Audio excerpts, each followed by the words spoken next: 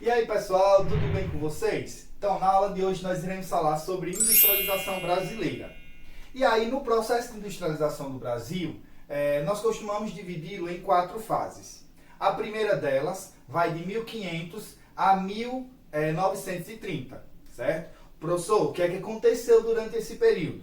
Primeiro, vale lembrar que a primeira parte aí desse período é marcada pelo período pré-colonial e período colonial, né? Durante esse momento, a coroa portuguesa ela ditava as regras em questões políticas e econômicas dentro do território do Brasil. Nesse período, nós temos em vigor o chamado Pacto Colonial, e que era, basicamente, pessoal, a submissão da colônia em relação à metrópole portuguesa. Neste período, o Brasil, os colonos brasileiros, não podiam comercializar com nenhuma outra nação que não fosse o Império Português. Também durante esse período aí em que o Brasil era colônia de Portugal, mais precisamente no ano de 1785, Dona Maria, que era a rainha do Brasil, Dona Maria I, ela pega e assina o Alvará de Proibição Industrial. Pessoal, o que é que ditava, o que é que dizia esse Alvará? Basicamente, ele proibia que o Brasil tivesse qualquer tipo de indústria, que pudesse concorrer, ser concorrente às manufaturas portuguesas. E também, pessoal, para que os colonos não perdessem o foco daquilo que os portugueses queriam no nosso território, que era a exploração dos recursos naturais, a exploração do ouro. Nesse período o Brasil tinha uma vasta exploração de ouro, então não era para perder o foco com a exploração industrial. E também para manter a dependência dos produtos manufaturados portugueses, certo? Então, esse alvará veio para tornar o Brasil ainda mais submisso em relação à coroa portuguesa, certo? Só que uma observação, alguns tipos de indústrias eram autorizadas em território nacional. Nesse mesmo alvará, permitia que a indústria têxtil, mas é uma indústria têxtil grosseira, indústria de tecido grosseiro, que era basicamente para produzir roupas e calçados para os escravos, Ou seja, era esse tipo de indústria que era permitida em território nacional, território colonial, Nada além disso. Só que aí, em 1808, esse alvará ele foi revogado. O que foi aconteceu em 1808 para o alvará de proibição industrial ser revogado? Pessoal, a família real veio para o Brasil e o Brasil se tornou sede do Império Português. O Brasil se tornando sede do Império Português, não era mais uma colônia. Então não funcionava mais a existência desse alvará.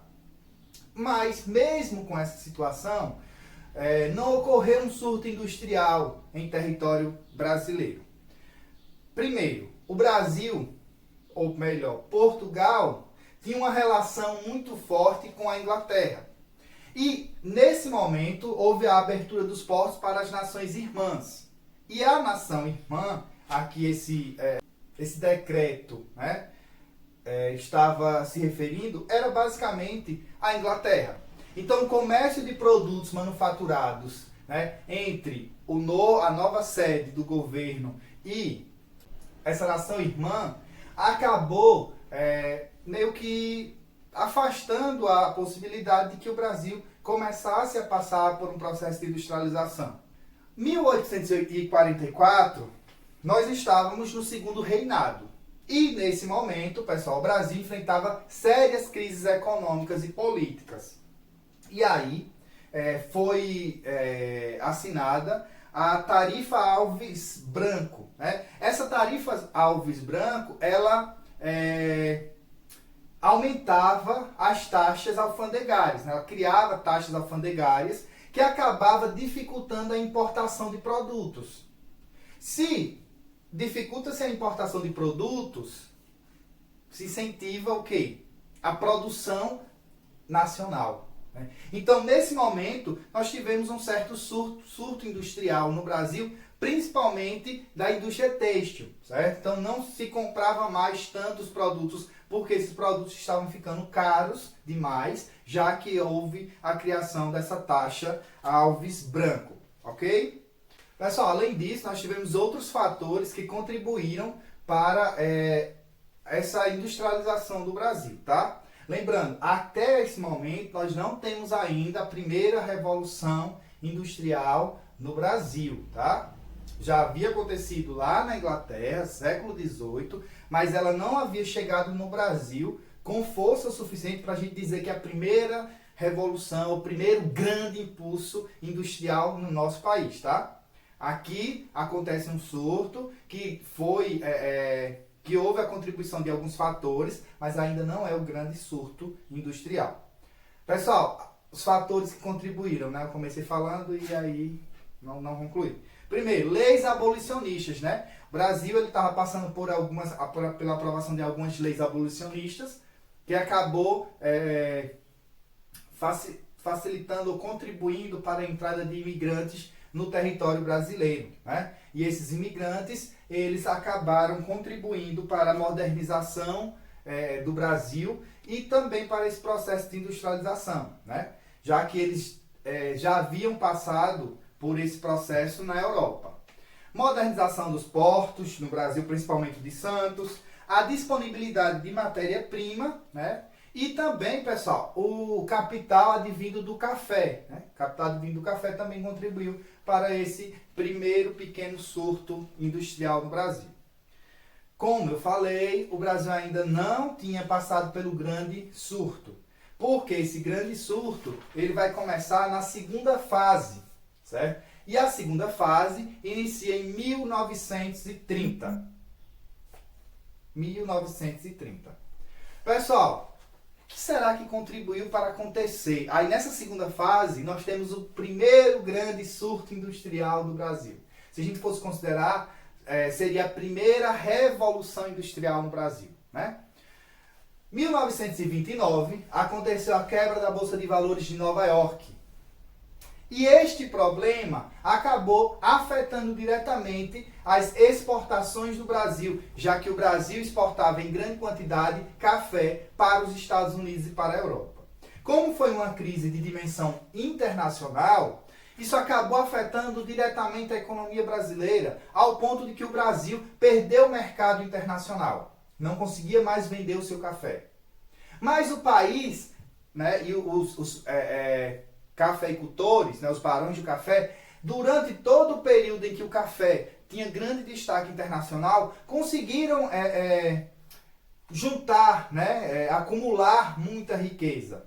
E essa riqueza ela passou a ser usada para comprar máquinas e, consequentemente, para que o Brasil passasse por esse primeiro processo de industrialização de forma mais intensa, né? Pessoal, então essa segunda fase ela vai ser marcada pela redução das importações e exportações, vai ser marcada pelo grande êxodo rural, além da substituição da mão de obra que era imigrante pela mão de obra nacional, né? Vale lembrar que em 1930 aconteceu o golpe, onde Getúlio Vargas ele chegou ao poder.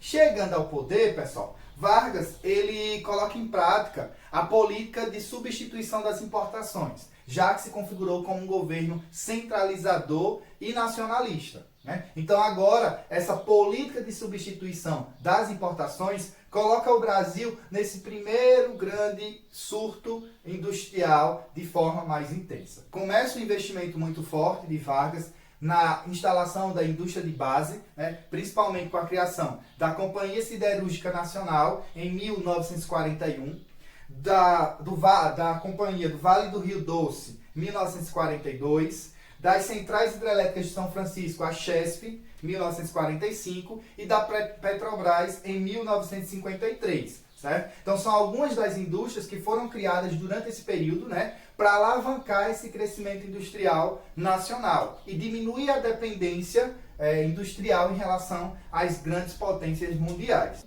Durante esse período, houve um intenso desenvolvimento de infraestrutura de transporte e de comunicação também. E aí, a partir disso, houve uma maior integração entre as diferentes regiões do país. Então, acaba aqui a segunda fase, e aí nós entramos na terceira fase, que vai ser o segundo grande surto industrial nacional. Essa fase começa em 1956 e vai até 1989. O que é que acontece em 1956 para ter início essa nova fase? Pessoal, assume o poder o presidente chamado de Juscelino Kubitschek, ou JK. Né?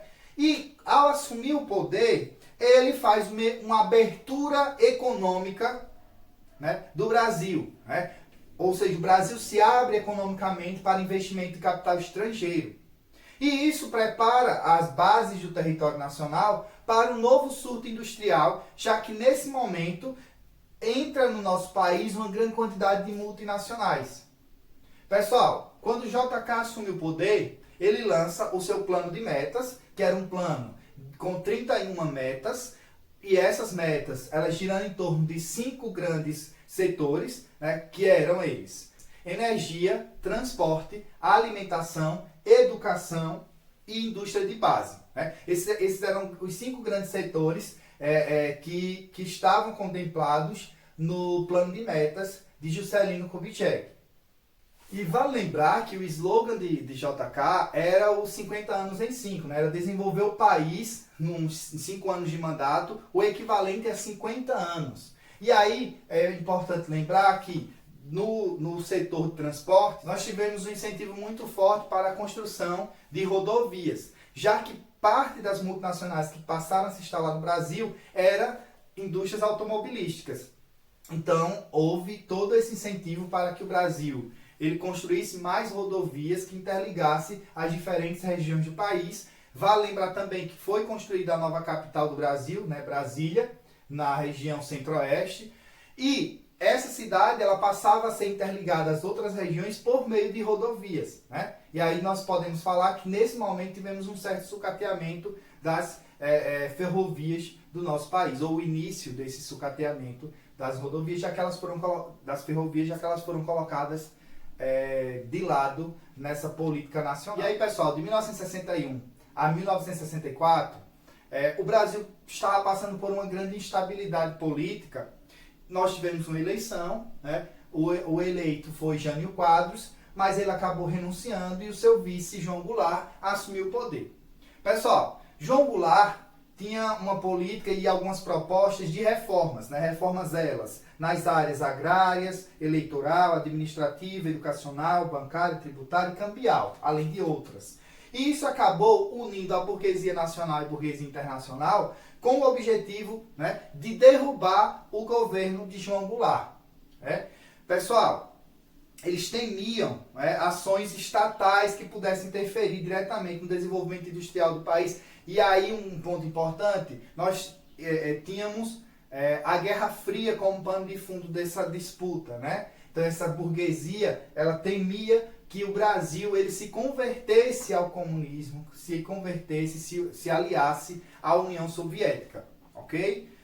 E aí, em 31 de maio de 1964, aconteceu o golpe civil-militar que colocou no poder os militares. Nesse momento, nós tivemos um aprofundamento da internalização da nossa economia, ok? E aí a entrada cada vez mais intensa de empresas estrangeiras.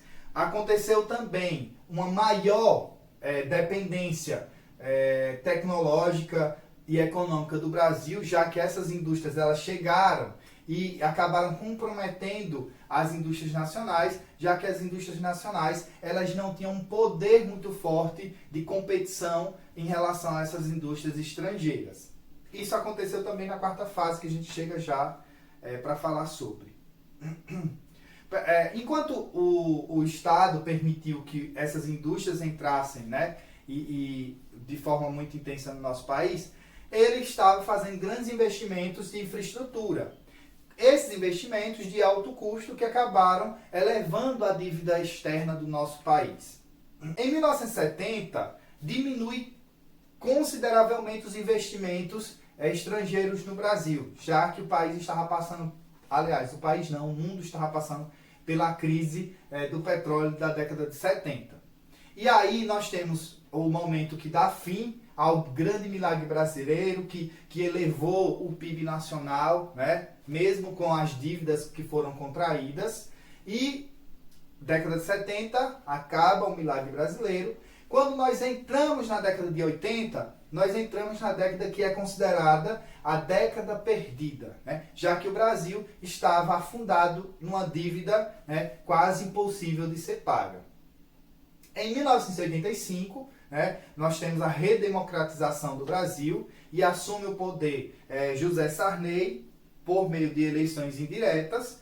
E aí nós temos um país arruinado economicamente, né, e o governo Sarney chegou a decretar a suspensão do pagamento da dívida externa, né, dada a situação econômica do Brasil. Acaba aí a terceira fase e entramos na quarta fase a partir de 1990 e essa fase vai até a atualidade. A partir de 1990, o Brasil adota uma política neoliberal e nessa política neoliberal, o Brasil ele continua incentivando a entrada de indústrias estrangeiras no país. Isso acabou expondo uma grande fragilidade, uma grande dependência tecnológica das empresas nacionais e dificultou, né, a concorrência das mesmas em relação às empresas estrangeiras e isso elevou a quantidade de falências de indústrias nacionais. Pessoal, um outro fator histórico muito importante de ser falado é a concentração industrial na região sudeste, né? Na década de 70, por exemplo, mais de 80% das indústrias nacionais estavam instaladas na região sudeste do país. Visto que isso não era muito benéfico para o Brasil, os governos seguintes começaram a fazer uma tentativa de descentralização da indústria, tá? E aí, por meio da SUDENE, que era a Superintendência Nacional de Desenvolvimento do Nordeste, SUDAM, da Amazônia, SUDECO, do Centro-Oeste, SUDESUL, do sul do país, né, começou-se um incentivo para que indústrias se instalassem nessas outras regiões do país. Quando foi aprovada a Constituição de 1988, né, a nossa última Constituição, houve uma liberação para que estados e municípios eles oferecessem benefícios para as indústrias que se instalassem no seu território. E aí começou o que nós podemos chamar de guerra fiscal. E aí os estados e municípios começam a oferecer para essas empresas incentivo fiscal, isenção de impostos, treinamento de mão de obra, doação de terrenos, enfim. Começa uma disputa para ver quem vai receber essas empresas. E aí começa, aos poucos, uma descentralização da indústria em território nacional. Então, isso é uma característica da quarta fase, dessa fase que nós estamos atualmente, certo? Inicia também o que é chamado de processo de desmetropolização. Ou seja, as indústrias elas começam a sair do eixo, dos principais eixos de metrópole. Um outro detalhe, pessoal, é que nós temos, durante esse período, a instalação ou a efetivação, na verdade, um maior incentivo para o crescimento da Zona Franca de Manaus. Aqui no Nordeste, há um incentivo muito forte para a industrialização nas capitais dos estados de Pernambuco, Ceará e da Bahia. E aí começa uma certa disparidade intra-regional, dentro da região. Pessoal, foi um prazer estar com vocês mais uma vez. Um cheiro no coração e até a próxima.